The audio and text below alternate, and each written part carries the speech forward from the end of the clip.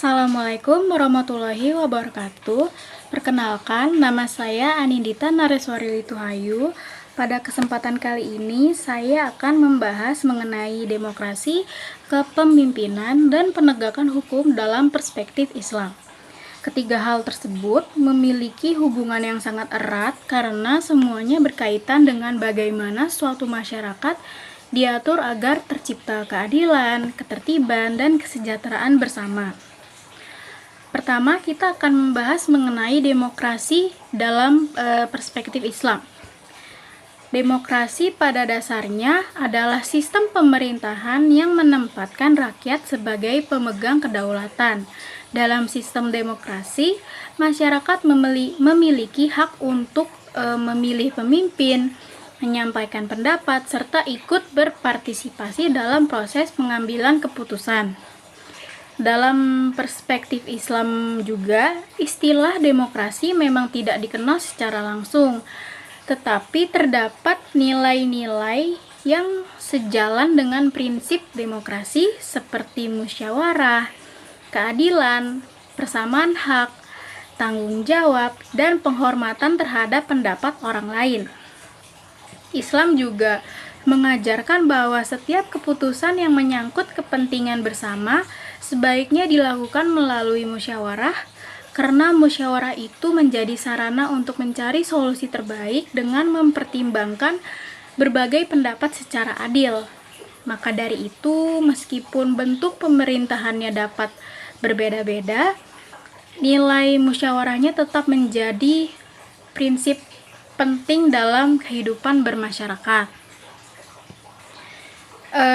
Demokrasi ini dalam Islam juga bukan berarti kebebasan tanpa batas, tetapi kebebasan yang tetap harus disertai dengan tanggung jawab moral dan tidak boleh bertentangan dengan nilai-nilai kebaikan, keadilan, serta kemaslahatan. Selanjutnya kita masuk pada pembahasan mengenai kepemimpinan dalam perspektif Islam. Dalam Islam, kepemimpinan dipandang sebagai amanah atau tanggung jawab yang harus dijalankan dengan sebaik-baiknya, karena seorang pemimpin bukan hanya memiliki kekuasaan, tetapi juga memiliki kewajiban untuk melayani masyarakat, melindungi hak-hak rakyat, serta menciptakan kesejahteraan bagi seluruh warga. Seorang pemimpin yang baik juga harus memiliki beberapa karakter penting. Yang pertama itu bersikap adil dalam mengambil keputusan tanpa membeda-bedakan status maupun golongan, dan yang kedua memiliki kejujuran dan dapat dipercaya sehingga masyarakat memiliki keyakinan terhadap kepemimpinannya, dan yang ketiga memiliki kemampuan atau kompetensi dalam menjalankan tugasnya, dan yang terakhir memiliki rasa tanggung jawab atas setiap kebijakan yang dibuat. Dalam Islam, kepemimpinan juga menekankan pentingnya keteladanan. Seorang pemimpin tidak hanya memberi perintah, tetapi juga menjadi contoh dalam bersikap, bekerja, dan melayani masyarakat. Keteladanan inilah yang akan membangun kepercayaan serta menciptakan hubungan yang harmonis antara pemimpin dan rakyatnya.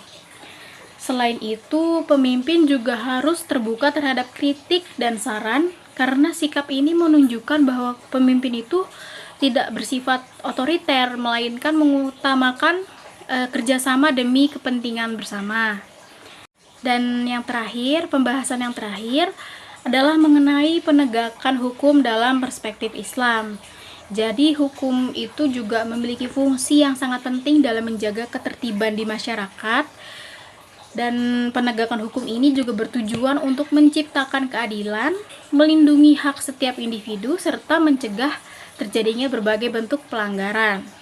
Salah satu prinsip utama dalam penegakan hukum Islam adalah keadilan. Jadi semua orang memiliki kedudukan yang sama di hadapan hukum tanpa memandang jabatan, tanpa memandang kekayaan, ataupun memandang kedudukan sosialnya. Dan dengan ini juga hukum itu tidak boleh berpihak kepada kelompok tertentu, melainkan harus diterapkan secara objektif dan adil. Lalu selain keadilan, Islam juga menekankan pentingnya kepastian hukum, yang artinya setiap aturan ini harus diterapkan secara konsisten sehingga masyarakat itu memiliki rasa aman dan mengetahui batasan antara yang diperbolehkan dan yang dilarang. Jadi penegakan hukum juga harus memperhatikan nilai kemanusiaan, yang tujuannya adalah hukum itu bukan semata-mata memberikan hukuman, tetapi juga memberikan efek jerah serta memperbaiki perilaku dari si pelaku. Serta dari semua itu juga dapat menjaga, agar tujuannya itu dapat menjaga ketertiban sosial. Maka dari itu hukum dalam Islam ini nggak hanya bersifat menghukum, tetapi juga hukum dalam Islam itu mengandung unsur pendidikan dan perlindungan terhadap masyarakat. Lalu selain peran pemerintah dan aparat penegak hukum, masyarakat juga memiliki tanggung jawab dalam mendukung tegaknya hukum. Kepatuhan terhadap aturan itu selalu ada kejujuran serta keberanian untuk menolak tindakan yang melanggar hukum, agar hal ini tuh menjadi bentuk partisipasi masyarakat dalam menciptakan kehidupan yang tertib dan adil. Jadi semua itu dapat disimpulkan bahwa demokrasi, kepemimpinan, dan penegakan hukum merupakan 3 aspek yang saling berkaitan dalam kehidupan berbangsa dan bernegara.